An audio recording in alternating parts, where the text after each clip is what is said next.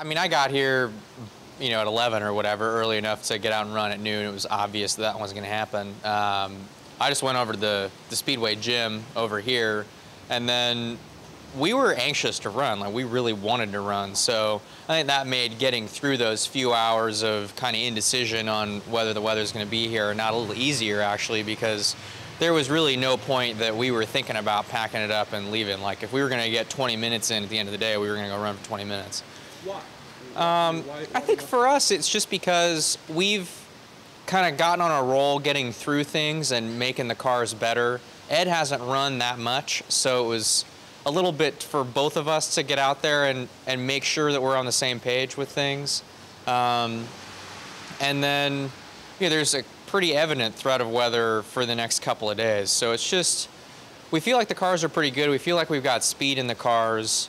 They're not right where we want them for race conditions. And so we wanted to, I was antsy to get out there, particularly to just go do a few more runs, try a few more things, and try to get that a little bit more dialed in, because I was starting to feel like maybe we're a day away from really honing in on it.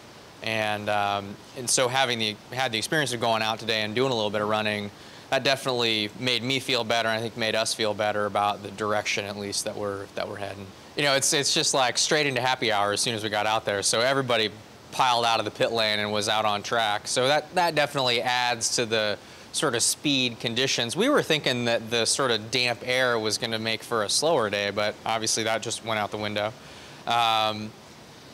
And so for us, I don't care about the lap time. I don't care where we're at on the charts. I care more at this point about how the car feels running around a bunch of guys. If you can't tow up to a car and actually pass them, then being able to stick in a big tow lap doesn't make any difference. And that's kind of easy to overlook when you come here.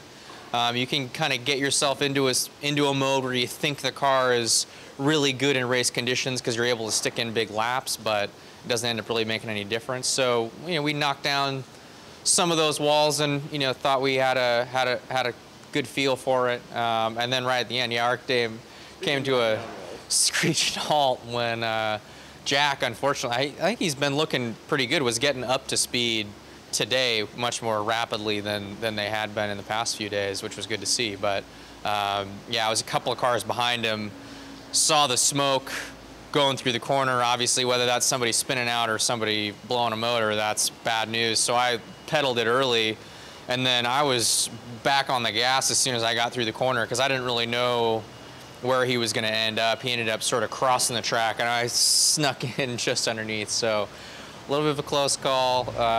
Luckily, we got away, no harm. So hopefully, I think he's all right, and I'm sure they'll be back and ready for action soon.